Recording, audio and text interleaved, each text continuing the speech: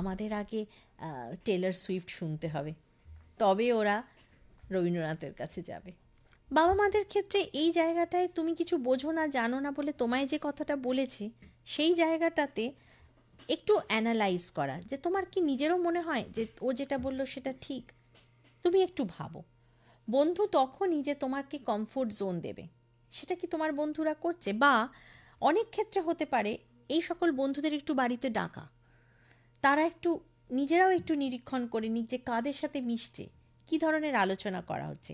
কিছু কিছু সময় ছেলেমেয়েরা খুব পিয়ার প্রেশারে চলে যায়। এই যে যে টিনেজারের দিকটায় এখন আসছে, বাবা আমাদের বাড়িতে সব ঘরে কিন্তু এসি নেই, আমার বন্ধুদের বাড়িতে এসি আছে, তারা কিন্তু বলছে যে কী রে তোদের সব বাড়িতে সব ঘরে এসি নেই? এটা ইংরেজি মাধ্যম স্কুলে যখন ছেলেমেয়েরা পড়ে অধিকাংশ ক্ষেত্রে সব আলোচনা হয়।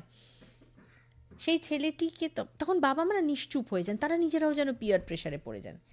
এর বদলে যে বলতে হবে যে আরে আমরা তো স্মার্টার সিটিজেন দেন দেম, কারণ আমরা অ্যাটলিস্ট একটা গ্রিন প্রজেক্টের মধ্যে আছি, ওরা তো তা নয়, তুমি এটা বলতেই পারো। এই যে অ্যাসার্টিভ ওয়েতে উত্তর দেওয়া, সেগুলোতে কিন্তু বাচ্চাদের ওই তাচ্ছিল্য করার ব্যাপারটা বাবা মাকে কমে।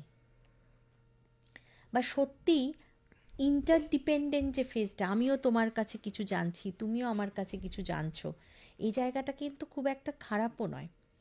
যেমন অনেক ক্ষেত্রে বাচ্চারা এখন ওয়েল ইনফর্মড অনেক বিষয়, সেক্ষেত্রে পেরেন্টসরা বলতেই পারে আমি কিন্তু এই দিকটা ভালো জানি না, আজকাল কী ধরনের পপ সং হচ্ছে বা কী ধরনের লিরিক্স আসছে, আমাকে একটু শেখাও তো।